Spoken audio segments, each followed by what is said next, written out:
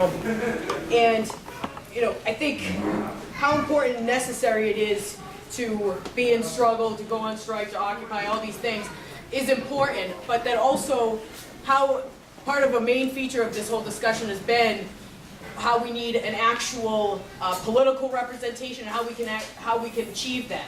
And I was thinking about just how not too long ago Obama stood up at the State of the Union and laid out once again promises, all these different things that now that we've gone into a second term, that there's all sorts of new promises to be kept and new promises to be broken, basically. And that just how rampant corporate domination of both politics and our lives has become.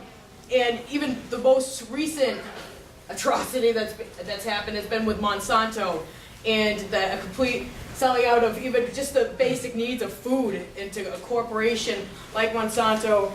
And then I guess the most recent guy that has been appointed for environmental protection is from MIT, and he's gotten tons of money from BP and other oil giants, Exxon, to be the role model and somebody that we can look towards and someone that's going to help with the environment. This guy that's been backed from MIT for years of grants and all these things. And that's actually sat on the board, I think, of BP as well, and that we're supposed to put our trust and faith in these people to protect us from environmental disaster. And it reminds me too that this is not just about one or two bad seeds or something, or that we can even put our faith in maybe one person, but that it takes real power from lots of people to get out into the streets and to be a part of a fight back, and that we can't just put our faith into one or two people anymore, and especially not the Democrats that have shown time and time again to be more friendly to big business, that they don't actually represent us, and that they've been fully immersed in what the 1% sees as our future, and that directly contradicts what we need. And so right now we're going to have two speakers. The first, Kshama, is going to speak, and then Seamus. So Kshama Sawant is actually visiting us all the way from Seattle, where she ran as our candidate with a lot of other people helping against actually a really powerful Speaker of the House, a Democratic Speaker of the House, and got 29% of the vote. And as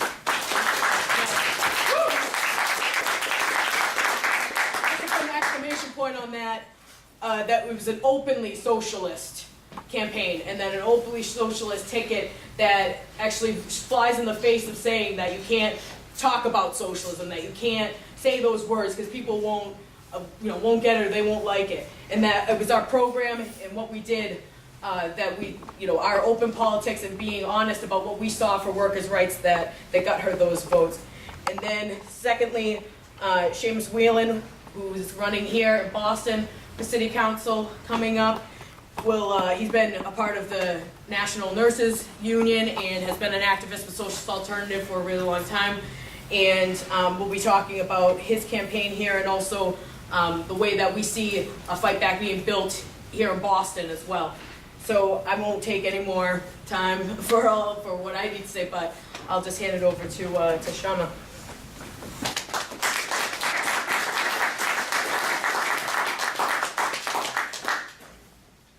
Thank you, Genevieve. And thank you all, brothers and sisters, for being here for this important discussion. And I'm really excited that even though I live on the West Coast, I'm able to be here for the launch of our campaign in Boston. It's very exciting. And one thing that hopefully we'll have a conversation about is also the fact that this campaign in Seattle was not a one-off. In fact, this year, Socialist Alternative is running 3 different campaigns for City Council. Seamus in Boston, another of our members, Ty Moore, in Minneapolis, and we are running for City Council again in Seattle. And in order to frame the discussion, I think the best way to start that is really to tell you all the story of what happened. I mean, Genevieve said we got 29% of the vote, but how did that actually happen? Can that be replicated? Stuff like that.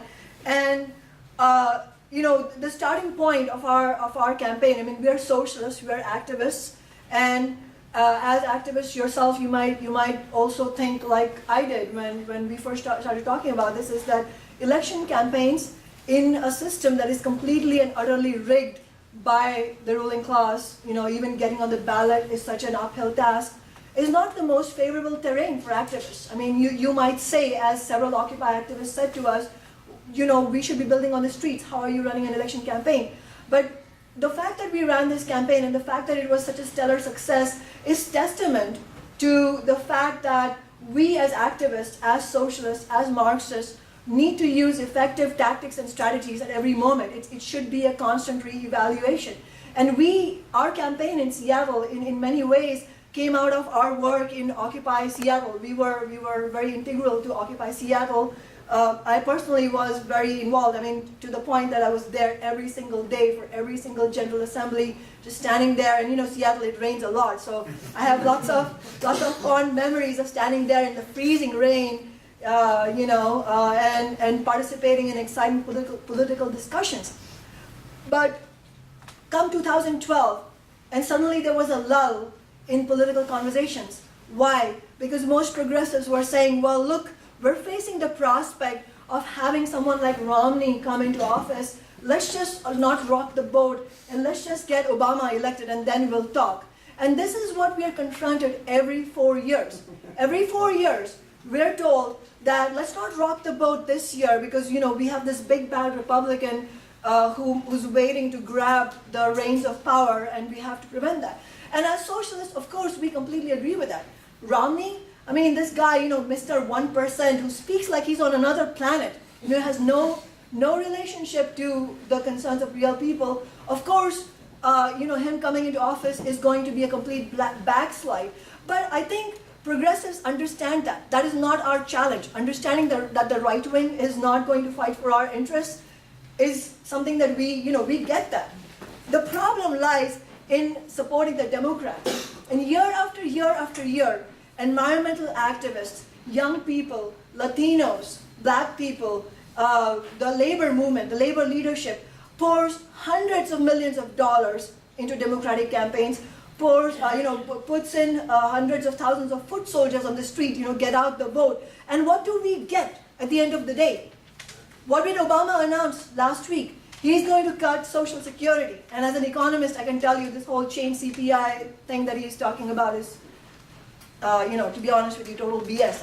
It's going to really be a major attack on Social Security. And this is happening from a Democrat. And so our analysis was, when we went into 2012, was to understand how do we politically engage all these people who were with us, standing shoulder to shoulder with us at Occupy, angry about the inequality, angry about the fact that the banks were bailed out and the rest of us were facing massive unemployment, tuition hikes, foreclosures, and so on, and really not able to really fight that in an election year. And I think that's where our thinking that, the way we engage with people who are caught up in the presidential debate is to put forward our own example of how activists, how grassroots movements should actually take over, occupy the electoral space, away from the Democrats. And I think that's one of the big accomplishments of what we did last year, just provide a real example of how activists can actually carry out electoral campaigns in the interest of mass movements, in the interest of the working class. And I'm sure you all I'm sure you all remember the kind of sham debates that happened between Obama and Romney. The debate is happening out here, and all of this reality that was left untouched. How much conversation was there about poverty, about real solutions to Keystone, which would involve taking on big oil and big coal? How much conversation was there about unemployment, about the needs of immigrants, about the fact that Obama has deported more undocumented migrants than any other person? None of these real issues were touched in this campaign, in this election year, and our campaign stood out like a beacon of a campaign that actually brought out the concerns, the needs of the working class in our not only in our debates but in our platform. We were talking about taxing the rich, taxing the big corporations, the need for a massive green jobs program, the need to fight against police brutality by holding the police accountable, I'm not sure if you all are aware, but police brutality, of course, it's a problem everywhere. It's a particular problem in Seattle. Racial profiling and excessive use of force is a major issue that is causing a lot of anger. And what our campaign did, and this is something that I hope will come out from this discussion, is not a flash in the pan. Occupy has completely changed, completely transformed the political debate. I can tell you, just even a few months before Occupy, people weren't really openly talking about socialism. And and as other speakers have mentioned today, especially among young people, there's much more openness to socialist ideas. But I have a different measure of really assessing how things have changed. Yes, the S word is being used, but I think more interestingly than that, the pointer that things have changed is that the C word is being used, meaning the culprit for all these problems that we're facing, that being capitalism, is being more and more talked about. And I think that is the real break that we're seeing from the past period, where people are now waking up to the fact that you can't just have single issue questions, but really you should go to the root of all these problems, which is the system that generates all these massive problems and decay in our society. And when we ran, as Genevieve said, when we first announced our campaign, of course, a lot of people told us, well, don't run as socialists. Why can't you hide that? Why can't you just run as independents and, have the same program you have? And I think we have resoundingly proven that socialism is not a barrier. In fact, when people looked at our election leaflet, we were out there pounding the pavement, for 7 months, and they would look at our program and they would say, taxing the wealthy, full funding for education and transit, fighting against police brutality. I agree with this. Maybe I need to have a conversation with you because maybe I'm a socialist. So instead, rather than being a barrier, it actually allowed us to have an open and frank conversation and debate about what we mean by socialism. Maybe you should talk about this, and maybe you should join the socialist movement and Socialist Alternative to fight against this. And on the basis of that, we were able to generate a lot of support in the community and gather up a whole big group of not only our members, but non-members who work as just energetic and dedicated volunteers. As Genevieve said, this was a campaign not about a candidate, but about a whole group of people who were fighting for those ideas. And we ran against the Speaker of the House, who is the most powerful legislator in our state. And I'm not sure how many of you are aware, Washington State, which has a very, it has very liberal credentials. It is, in fact, the state with the most regressive tax system in the entire nation. And it is a state which houses some of the most profitable corporations like Microsoft, Boeing, Starbucks, Amazon.com, T-Mobile, the list goes on. And this is a state where the lowest income population pays 17% of its income in taxes, whereas Microsoft pays 0 on its profits. So this is a completely unequal and lopsided situation that people have been angry about for decades, but they don't know what to do because it's the Democrats who are doing this. The Democrats own Olympia, the Democrats own the state, the Democrats own Seattle, and the Democrats have been the perpetrators of this, just completely, blatant inequality. And it was really, our campaign showed not only that there's an openness to socialism, of course I think that it has shown that, but it has also shown that there is a big door open for the broader left. To be honest with you, anybody from the left could have run had it not been us, and they could have captured that space. But Socialist Alternative did this, and we put a socialist label on that opening for the left that exists. And the point here is not that that was a flash in the pan, that was great, let's write some books about it, but to understand that this is only the beginning. The door is still open, and it's open wider now after Obama's re-election, because people are going to wake up to the fact that he's not going to live up to his promises. And there are going to be more and more people, especially young people, questioning and really hungry for an alternative. And our campaign has shown more than anything else that there is such a deep hunger for an alternative, for a real conversation about how to change our society, and it will be a big failure of the left if we are not able to go out there and reach out to these people who are radicalizing and politicizing around many of these issues. This is an obligation that we have on the left. And just to tell you some interesting aspects of our campaign that hold really tremendous political lessons for us. Not only did people tell us, not only did we not listen when people said don't run as socialists, we ran boldly as socialists, but there was also an interesting turn of events that happened during our campaign. And just to frame it for you all quickly, I obviously cannot give you every detail, but there's a primary election and there's a general election, and if you are one of the top 2 candidates in the primaries in terms of votes, then you get to go to the real election, which is the general elections. In the district that we ran in, there were 2 open seats for the State House of Representatives. One, the incumbent was the Speaker of the House, who we ran against in the general elections. But there was another seat open which was run by the second most powerful Democrat. And our intention in the primaries was to run against the Speaker, because that was the most clearly definite race for us. Because, just to tell you about the Speaker of the House, his name is Frank Chopp. And Frank Chopp, as his name, he lives true to his name. He has overseen the chopping of education and health and disability funding for decades. I mean, he presides over a district, my district where I live, where we have the University of Washington in Seattle and Seattle Central Community College, where I teach as an adjunct. These 2 colleges were established with the mandate of providing cheap, accessible, good quality education for inner city kids. And instead, what you're now seeing is that the tuition is skyrocketing at UW.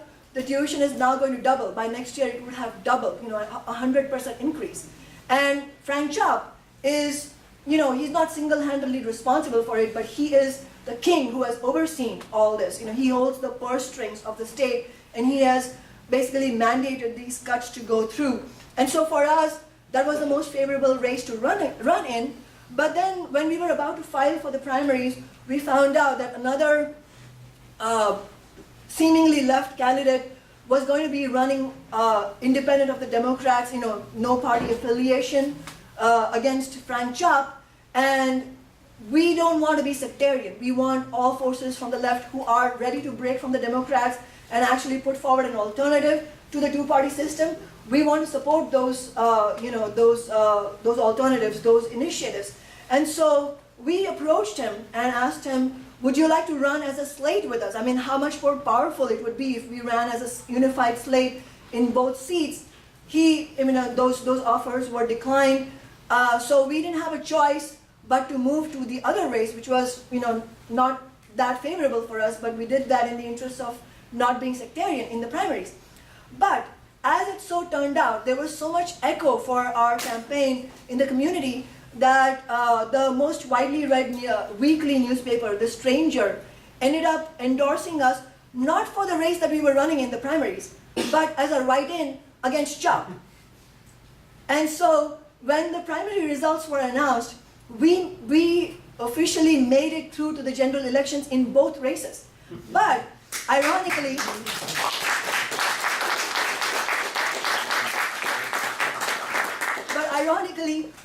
because of the write-in campaign, community write-in campaign, we got over 12% in the primaries in the write-in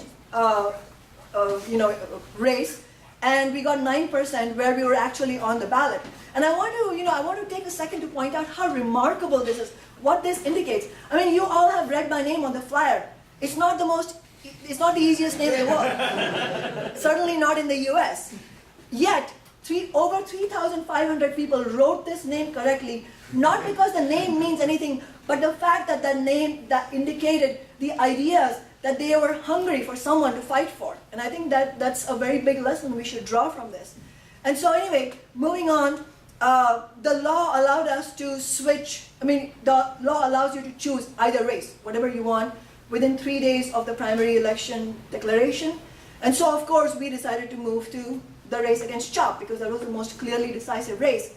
However, because of some strange bureaucratic red tapeism, the law said that if we switched races from one race to another, from the primary to the general, then we would not be allowed to state our party preference. So instead of saying Socialist Alternative Party, which is what we had said all along, the ballot in the general elections was going to say states no party preference.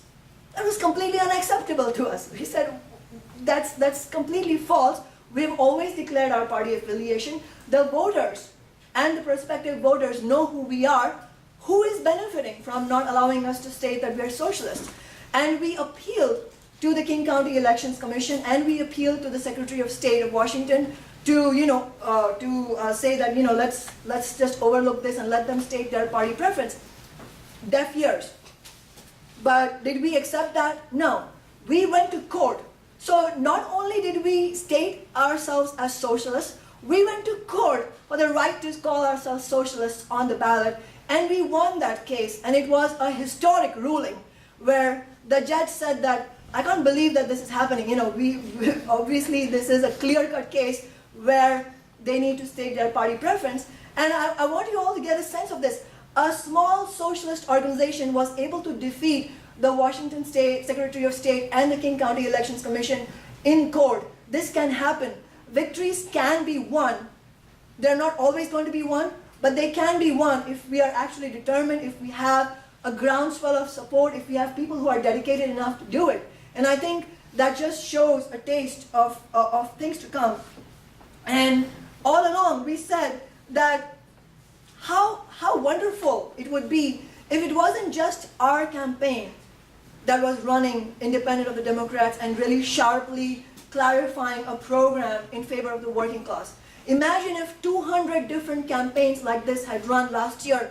How different would the political terrain have looked last year? How different would the political terrain look this year because of last year? And so I think we should draw lessons from the campaign last year and see that there's enormous opportunities opening up for the left. It's a completely changed period. There's a lot of demoralization and dejection from the past period, and we need to reject that, and we need to realize that the Democrats have offered us only betrayal after betrayal.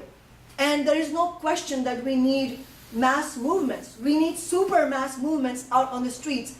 But none of those mass movements are actually going to be,